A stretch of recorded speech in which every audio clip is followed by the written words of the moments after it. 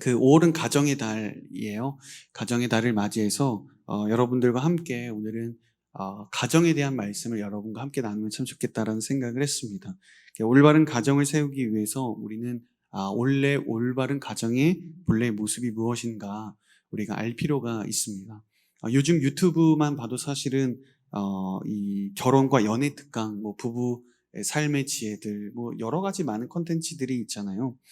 많은 가정에 유익을 주기도 하고요.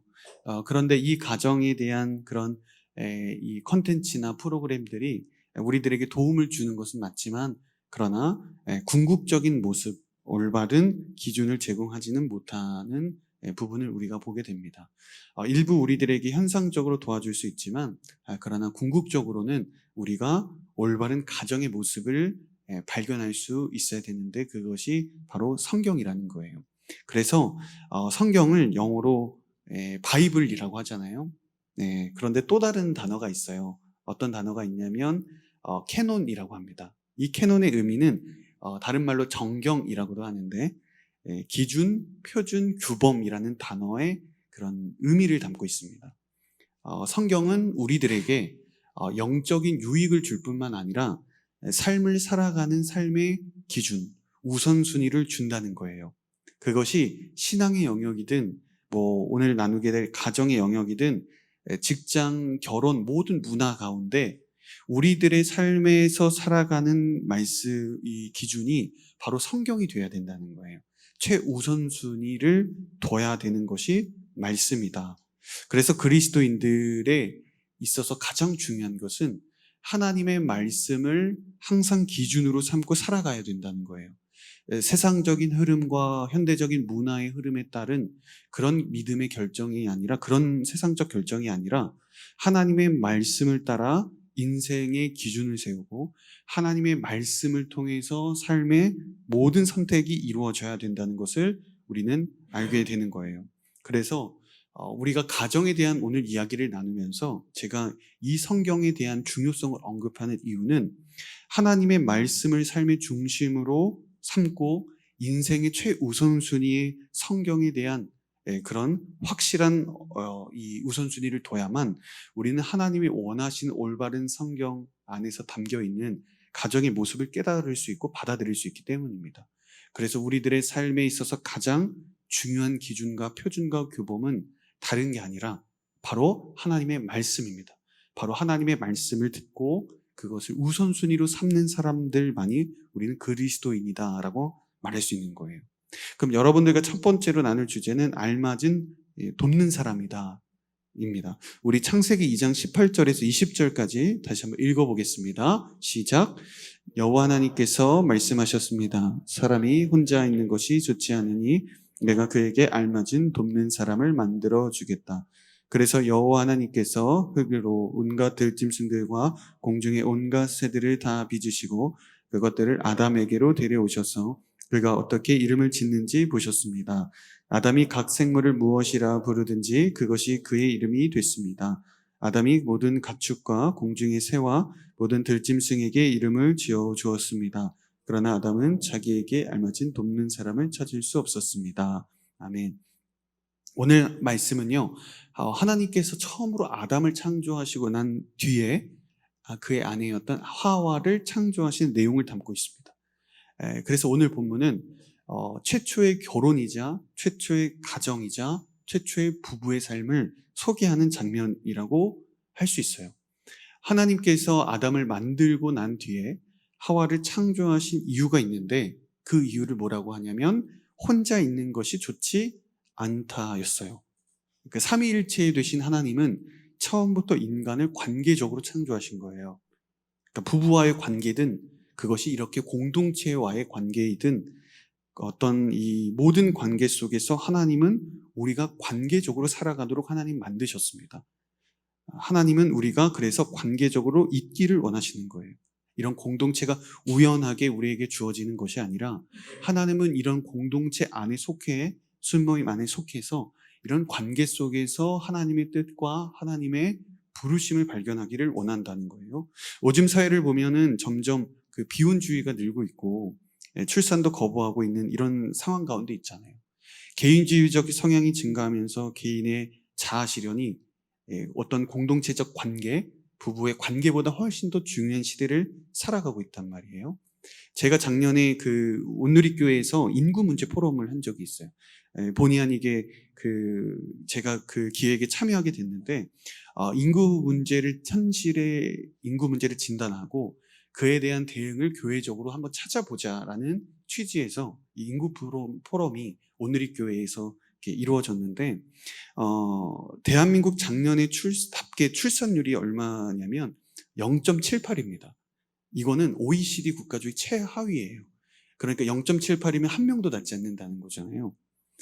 이 상태로 가면 인구학자들이 진단하기로 2050년이 되면 지구상에서 가장 먼저 소멸되는 국가가 대한민국이 될 것이다 라고 이야기를 전망을 합니다. 최근 20대에서 30대 대상으로 또 국가에서 설문조사를 한 걸 봤는데 무려 54%가 결혼을 안 하겠다라고 이렇게 설문조사를 했어요. 그 54% 중에서도 그러니까 54% 결혼 안 하겠다, 그 46% 결혼하겠다인 사람 중에서도 5명 중에 2명은 아이를 낳지 않겠다라고 이야기를 하는 거예요. 그래서 이유를 물어보니 크게 4가지였어요. 첫 번째가 뭐냐면 롤모델이 되는 가족이 부재한 거예요. 내가 부모님을 보니까 그리고 가정을 보니까 나는 결혼을 안 하는 게 맞겠다. 네. 그리고 2번째가 행복하지 않은 거예요, 자기가. 그래서 내가 결혼을 하더라도 내 자녀에게, 내 배우자에게 좋은 선한 영향력을 주지 않을 거라는 생각 때문에. 그리고 3번째가 뭐였냐면 현실적인 경제적이 어렵기 때문에 난 결혼하지 않겠다, 출산하지 않겠다 이야기를 한 거예요. 4번째가 미디어에 엮이는, 미디어 방송에서 나온 거죠. 좀 더 부연을 하면 아이러니한 것은 정부에서 저출산 해결을 위해서 무려 얼마를 쓰냐면 연간 323조 5천억을 쓰고 있습니다. 그런데 흥미롭게도 방송이나 미디어에서는 그 반대의 모습을 보여주고 있다는 거예요. 대표적인 프로그램이 나 혼자 산다 뭐 이런 거. 그러니까 충분히 자기 혼자 잘 살 수 있는 모습들 보여주고 있고, 또 연애 서바이벌 컨텐츠들이 얼마나 많이 있어요. 뭐 나는 솔로, 하트 시그널 이런 것들 많이 있잖아요. 그러니까 이런 것은 물론 연애를 만남을 권장하지만 연애를 단순하게 이 서바이벌 컨텐츠로 소비하게 한다는 거예요. 그래서 이런 연애 프로그램들은 외모 지상주의, 매력 어필이 전부고 연애와 결혼이 분리된 이런 사고를 갖도록 한다는 것입니다. 그러나 오늘 말씀을 보면 하나님은 분명하게 가정을 이루기를 원하신다는 것은 분명해요. 방송에서 나오는 우리 가정의 소재들이 너무 자극적이거나 또는 극단적인 일들이 많다 보니 자녀를 낳아도 결혼을 해도 늘 불행할 것 같은 이런 생각을 갖게 하지만, 그러나 하나님은 원하시는 원래 오리지널 디자인은 바로 가정을 통해 하나님의 은혜와 말씀이 이어지게 한다는 거예요. 혹시 여러분들 가운데 물론 부모로 인한 가정의 상처로 인해서 가정을 이루는 것에 부정적인 마음을 가질 수도 있어요. 그러나 경제적인 뿐만 아니라 경제적인 부분들이 현실적으로 다가올 수도 있습니다. 그러나 이것을 우리가 결혼을 회피하는 방법으로 가정을 이루지 않는 방법으로 나아가서는 안 되는 거예요. 설사 부모로 인해서 어떤 상처와 가정의 아픔을 겪었다면 하나님께서는 오히려 그 가정과 부부의 상처와 아픔을 극복하기를 원하시고 주님 안에서 사랑 가운데 평안한 가정을 이루도록 하나님은 도와주시는 분이십니다. 하나님이 꿈꾸시는 아름다운 가정을 만들어가는 데 있어서 여러분들이 포기하지 않기를 바랍니다. 하나님께서는 분명히 여러분들에게 가정을 세우기를 원하시고, 그러나 여러분들의 그 마음과 이 믿음 가운데 여러분들이 분명하게 하나님의 말씀을 믿고 여러분들이 주님을 믿는다면 주님은 하나님의 은혜 가운데 여러분들의 마음을 회복시키시고 그 가정을 온전하게 굳건하게 세워가게 하신다는 겁니다. 그래서 하나님의 말씀 안에 여러분들이 굳건하게 서기를 바라고, 그 굳건함 속에서 주님은 여러분들에게 한 사람 한 사람을 귀한 믿음의 가정으로 세워 가실 것입니다. 이때 하나님은 아담에게 어떤 사람을 만들어주겠다고 말씀하세요? 알맞은 돕는 사람이다. 이 알맞은이라는 단어는 히브리어로 앞에 있는, 서로 마주보는 이런 의미를 갖고 있어요. 그래서 마치 거울을 보는 것 같은 이 의미인 거죠. 내 앞에 똑같은 사람이 있는 것 같은 거예요. 그것을 적합한 사람, 알맞은 사람이다 이야기를 하는데 여기 한 가지 덧붙이시죠. 알맞은 돕는 사람이다, 돕는다라는 단어가 등장해요. 그러니까 하나님은 배우자를 보내주시는데 서로에게 꼭 필요하고 돕는 사람을 만나게 하신다는 거예요. 다르게 말하면 알맞은 사람이라는 뜻은 완벽한 사람이 아니라 서로를 잘 도울 수 있는 때를 말한다는 겁니다. 서로의 부족함을 채워줄 수 있는 관계를 하나님은 알맞은 돕는 사람이다. 그런데 우리는 서로의 필요를 채우는 게 아니라 완벽한 사람을 알맞은 사람이라 이야기하죠. 그러나 하나님은 절대 그렇지 않다는 거예요. 하나님은 서로를 채울 수 있는 돕는 사람을 채우게 하신다. 그래서 내 눈에 볼 때 상대방이 부족해 보이고 나와 기준이 다를 수도 있어요. 그런데 하나님이 보실 때는 알맞은 돕는 사람일 수 있는 거예요. 반대로 내가 볼 때는 외적으로는 완벽해 보여도 하나님은 맞지 않다라고 여길 수도 있는 거예요. 단지 개인의 판단, 외관적인 모습으로만 결정해서는 안 되는 겁니다. 그래서 18절을 다시 한번 정리해 보면 첫 번째로 하나님은 사람이 혼자 있는 것이 좋지 않다라고 말씀하셨어요. 두 번째로 알맞은 돕는 사람을 보내주시겠다 말씀하셨습니다. 세 번째 어떤 의미가 있냐면 하나님의 주도로 이루어진다는 거예요. 지금 사람이 혼자 있는 것이 좋지 않다라고 말한 주체가 누구예요? 하나님이셨어요. 이 아담이 스스로가 외롭습니다 이렇게 말한 게 아니라 하나님이 보실 때 그것을 생각하셨고 그리고 알맞은 돕는 사람을 만들어 주겠다라고 하는 것도 하나님의 결정이셨어요. 그래서 남자와 여자가 만난다는 것 그리고 결혼의 과정, 가정을 세워가는 것은 하나님이 주도하시는 일이라는 것을 우리는 기억할 필요가 있습니다. 하나님의 주권적인 계획과 인도하심 속에 이루어지는 일이에요. 그냥 단순하게 사람과 사람의 남자와 여자의 가벼운 만남이 아니라는 거예요. 그런데 오늘날 보면 이성과의 만남을 얼마나 우리가 세상이 가볍게 여기는지 모르겠어요. SNS에 올라오는 사진들을 보고 우리 여성들에게 자매들에게 그냥 DM을 쉽게 보내고 여기저기 또 한 번 놀아보고 말고의 식 아무렇지 않게 그냥 하룻밤을 보내고 쾌락을 즐기는 삶을 사는 세상 가운데 얼마나 많이 있어요. 그런데 여러분 기억하셔야 됩니다. 절대 사람과 사람의 만남, 이성과의 만남은 절대 가벼운 것이 아니에요. 하나님께서 정말 사람과의 만남을 너무나도 중요하게 생각하십니다. 그것이 이성과의 친구의 관계이든 공동체적 관계이든 그리고 이성과의 관계이든 하나님은 너무나도 중요하게 생각하시고 계신 거예요.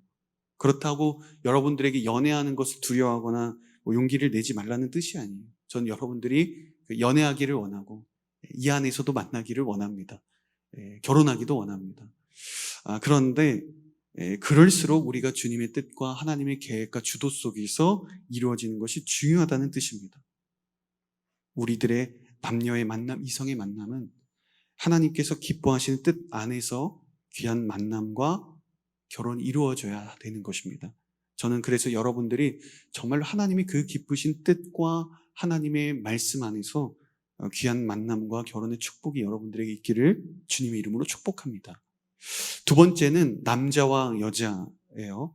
우리 21절과 25절까지 한번 쭉 읽어보겠습니다. 시작. 여호와 하나님께서 아담을 깊은 잠에 빠지게 하시니 그가 잠들었습니다. 하나님께서 그의 갈비뼈 하나를 취하시고 살로 대신 채우셨습니다. 여호와 하나님께서 아담에게서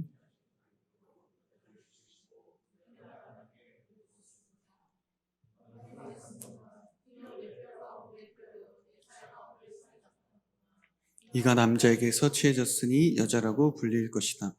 그러므로 남자가 자기 아버지와 어머니를 떠나 그 아내와 결합해 한 몸을 이루게 되는 것입니다.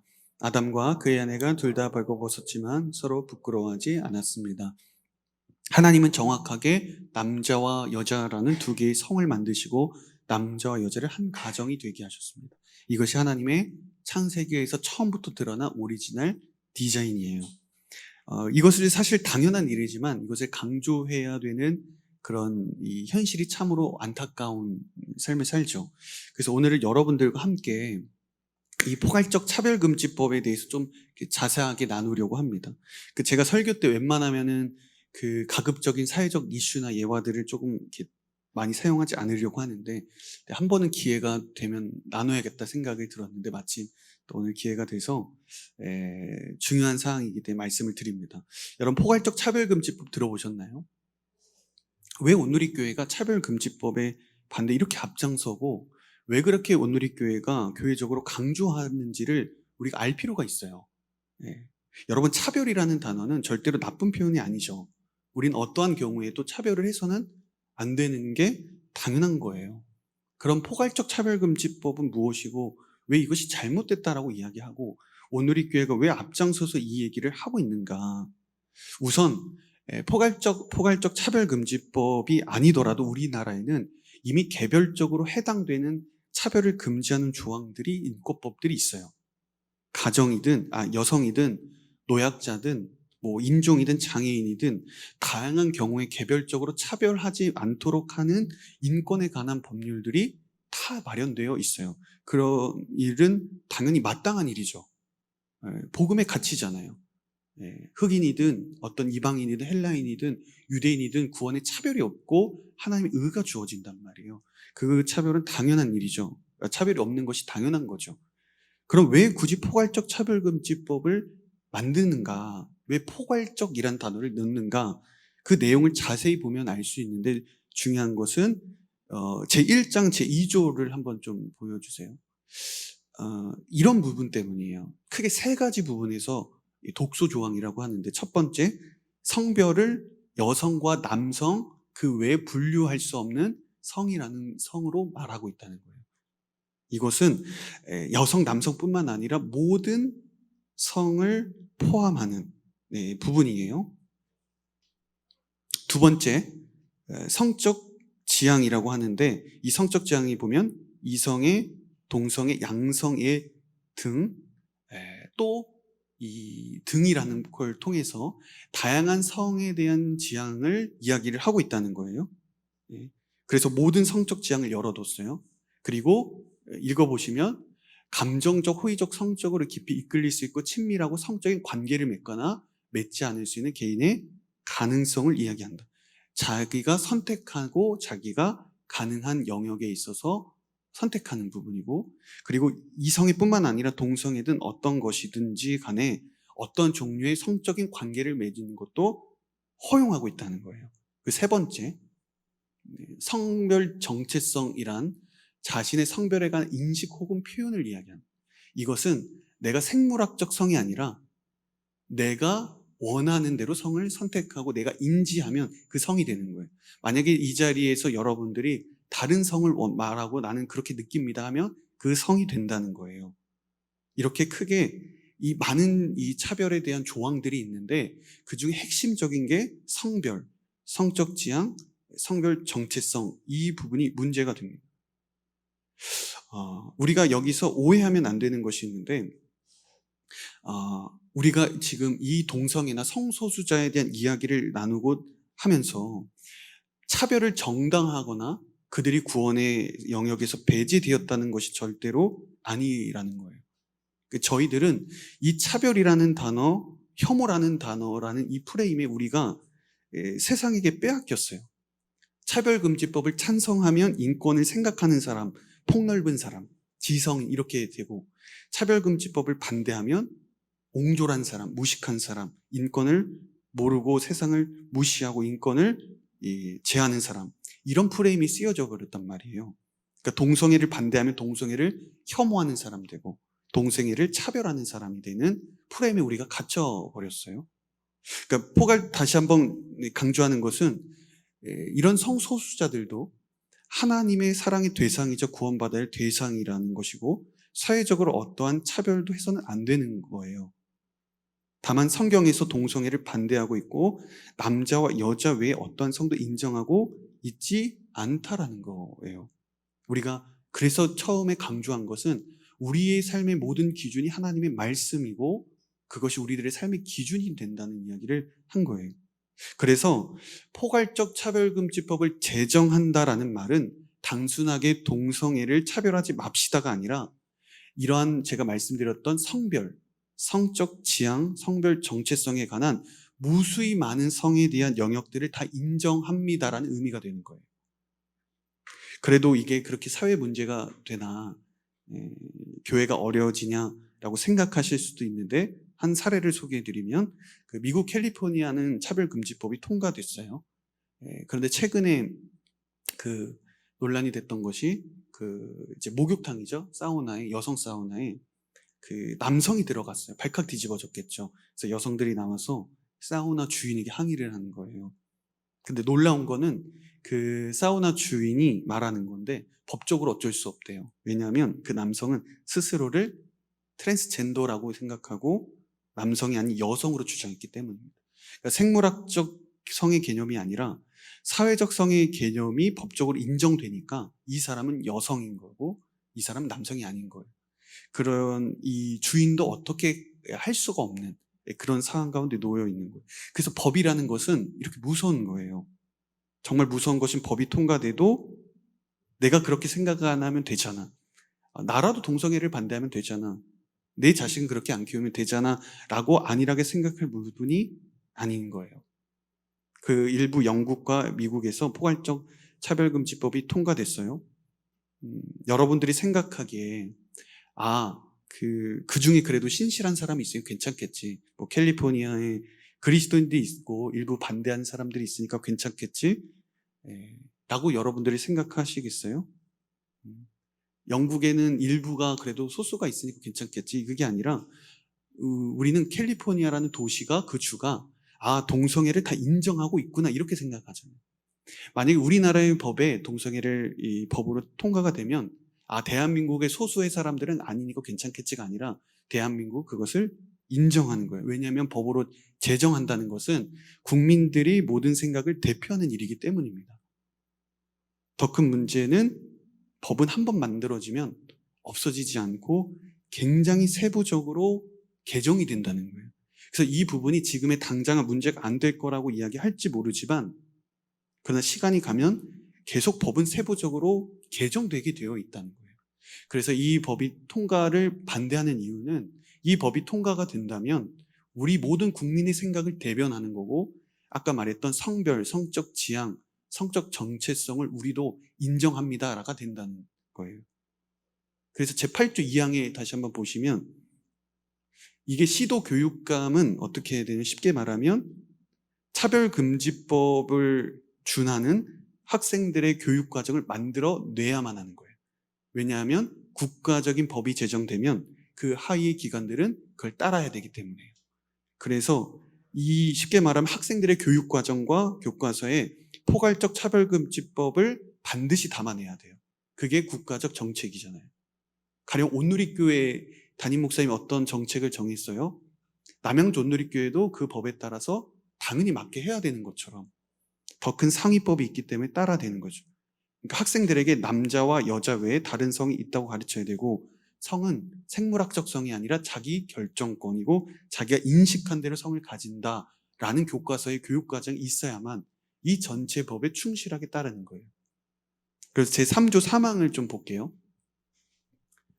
그래서 이걸 보면 쉽게 말하면 겉으로는 되게 좋은 표현 같고 그래요. 그러니까 성적인 언동이나 욕으로 상대방에게 피해를 주거나 피해를 유발하는 환경, 조성한 행위, 그리고 그러한 성적 요구의 불응을 이유로 불이익을 주거나 그에 따른 것을 조건으로 이익 공유에 이사 표시를 하는 행위, 뭐 이런 이야기를 담고 있는데 쉽게 말하면 성적 언동과 요구는 모든 사회적 성을 기반한 표현을 이야기해요. 쉽게 말하면 동성 결혼을 하고 싶어서 저에게 주례를 찾아왔어요.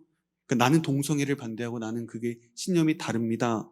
나는 할 수 없습니다. 이렇게 말해서 상대방이 고소하면 저는 처벌받는 거예요. 어떻게 이야기해야 되냐면 나는 시간이 없어. 나는 바빠. 이렇게 완곡하게 거절해야 되는 거예요. 만약에 형제가 형제에게 고백을 했어요. 여러분들에게, 형제님들에게. 그러면 나는 동성애를 반대하기 때문에 나는 그게 신념이 다르기 때문에 나는 그걸 원치 않아. 이렇게 이야기했어요. 상대방이 그거에 대한 수치심이나 동성애에 대한 마음이 불이익을 당했다고 표현한다면 여러분들은 고소가 되는 거예요. 처벌을 받아요. 어떻게 해야 돼요? 나는 그냥 너랑 성향이 맞아, 성향이 맞지 않아, 이렇게 표현해야 되는 거예요. 이 법이 통과된다면 그래야 처벌을 받지 않는다는 거예요. 스웨덴에 아케 그린 목사님이 계시는데 설교 때 동성애 반대에 대한 설교를 하셨어요.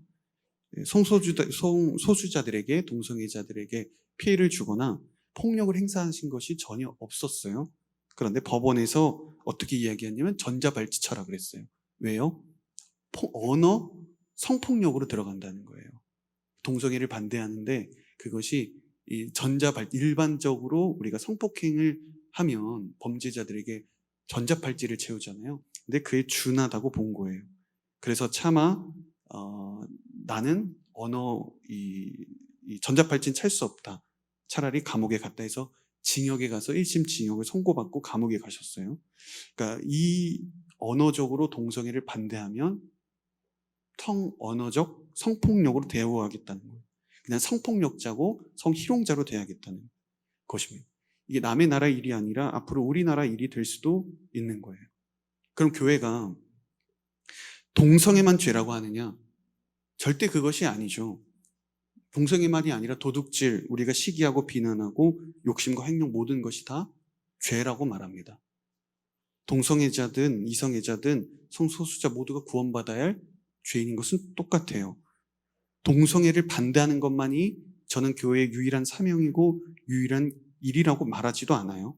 그들을 차별해야 된다고 말하는 것은 아니에요. 성경이 무엇을 가르치냐면 그래서 차별을 말하는 것이 아니라 구별하자는 거예요. 기독교는 그리고 말씀은 성소수자에 대해서 이렇게 생각하고 반대하고 있고 교회는 이런 입장입니다. 우리는 다릅니다. 그런 구별을 하자는 것이죠. 그런데 우리는 동성애 차별금지법을 반대하면 차별하는 사람이 되어 있는 거예요. 그리고 그 사람들을 혐오한다는 프레임이 씌워져 있는 거예요. 우리는 우리들의 성경의 가르침대로, 성경의 기준대로 우리는 그렇게 이야기를 하는, 구별을 하자는 이야기를 하는 것이죠.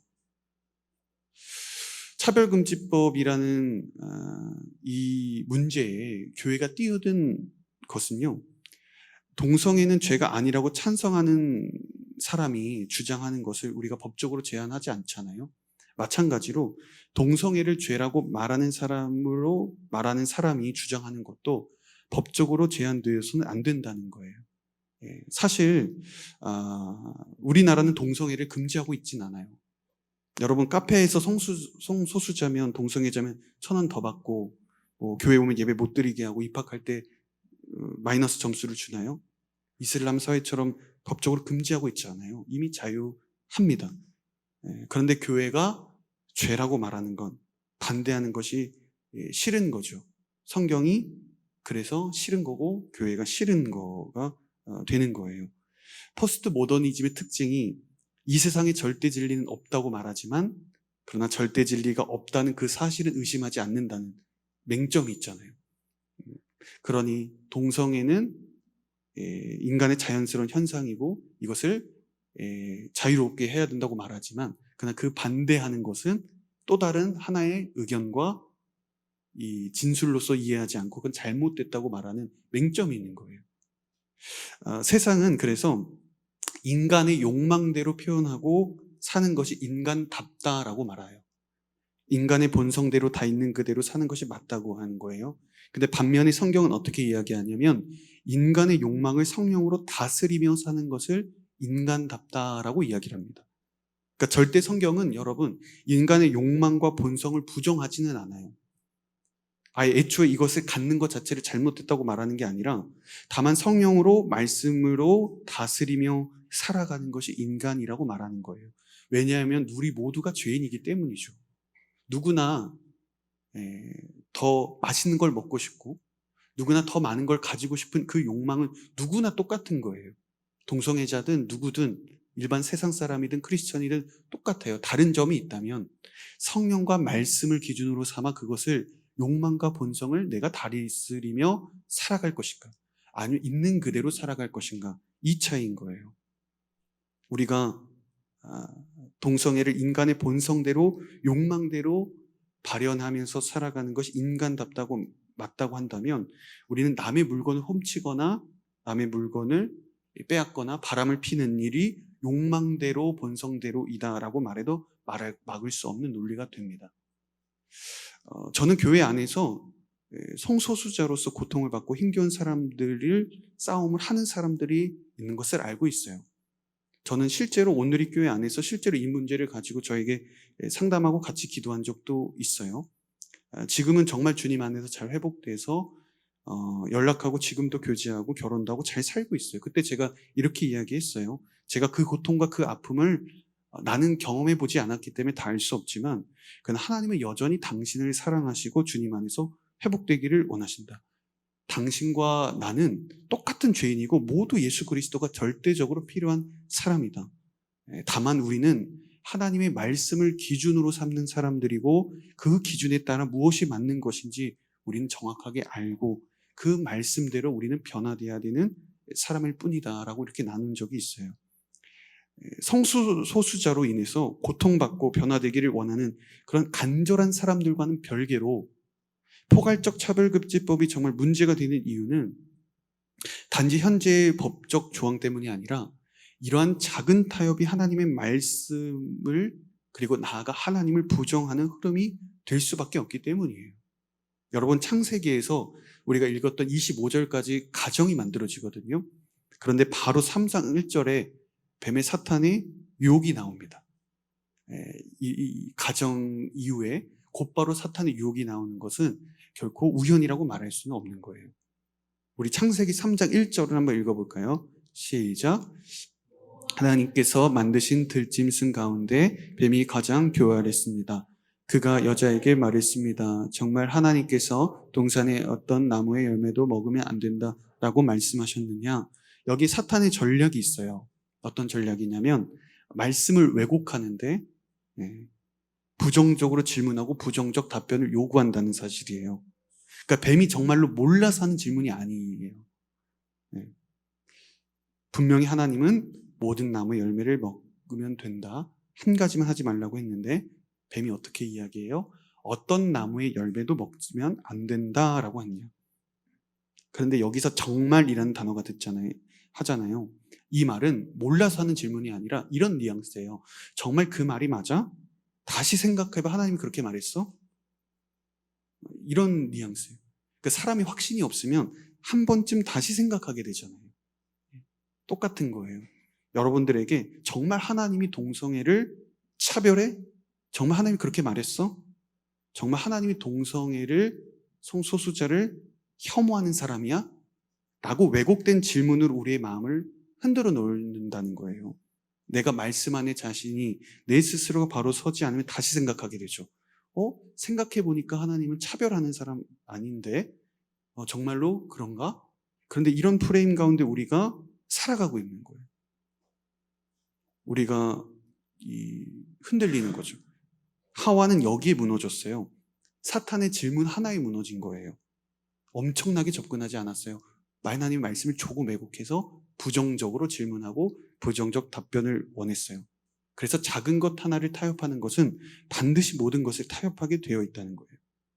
포괄적 차별금지법을 타협한다는 것, 지금은 그렇게 보이지 않을지 모르겠지만 반드시 하나님의 말씀 일부가 아니라 모든 것이 무너지게 되어 있는 거예요.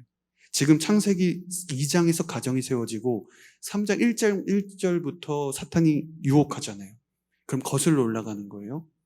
창조 세계가 부정되고 나아가 창세기 1장이 부정되고 결국에는 창세기 1장 1절이 부정되게 되는 거예요.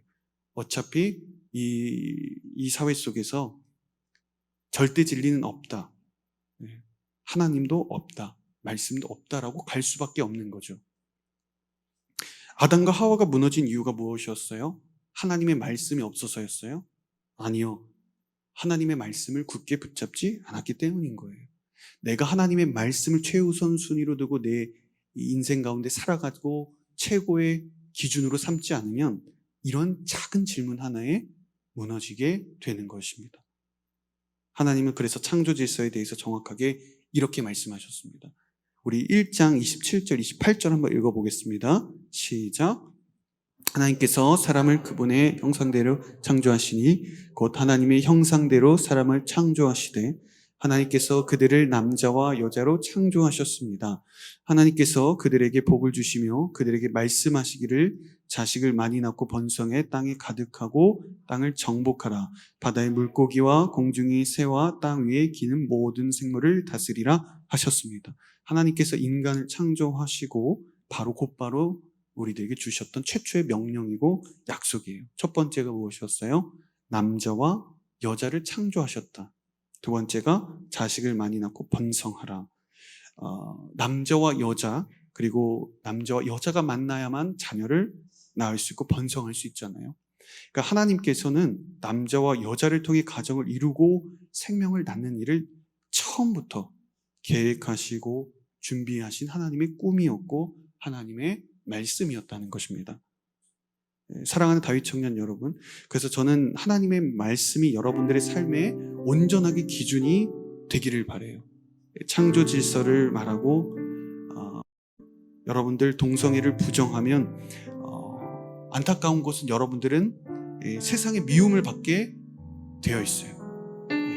여러분들이 동성애를 반대하고 창조 질서를 말하고 하나님의 말씀을 이야기하면 이 미움을 받게 되어 있다는 거예요. 일부를 수용하거나 잠시 타협하는 건 없어요. 내가 미움을 받을 것인가 아니면 성경을 부정할 것인가, 이 두 가지 선택지만 있습니다. 제 3의 길은 없어요. 이런 현실을 우리가 살아가고 있습니다. 그러나 우리들에게 위로가 되는 것은 예수님께서 세상의 미움을 받으셨지만 죽음에서 부활하셔서 우리들에게 영원한 생명 구원자가 되셔서 이 세상을 승리하셨다는 데 있는 거예요. 세상은 여러분들을 미워하고 부정하고 여러분들을 왜곡할지도 몰라요. 그리고 아직까지도 그런 연약한, 그리고 인권적이지 않은 생각을 가지고 있다. 아직도 그런 옹졸한 생각 가운데 살아가고 아직도 너희들은 그런 삶을 살아가고 있냐라고 미워하고 부정할 수 있어요. 우리가 2000년 전에 우리가 예수님을 십자가에 못 박았을 때 우리가 못 박은 사람이 우리였고 우리가 예수님으로부터 도망친 사람이에요. 그냥 우리들에게 다시 한번 우리들에게 기회가 온 거예요. 이제 예수님을 우리가 지킬 수 있어야 되고 주의 말씀을 지킬 수 있는 용기와 담대함이 우리들에게 필요한 것입니다. 아마 이 세상에 대한 칼날은 반드시 하나님의 말씀으로 하나님에게까지 향하게 될 거예요.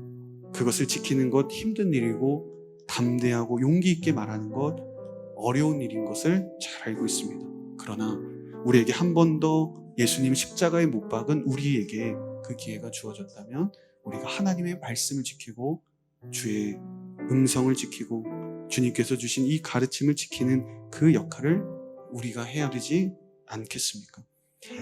가정이 파괴되는 이 세상 속에서 여러분 한 명 한 명 각자가 정말 하나님께서 꿈꾸시는 아름다운 가정을 이루기를 소망합니다.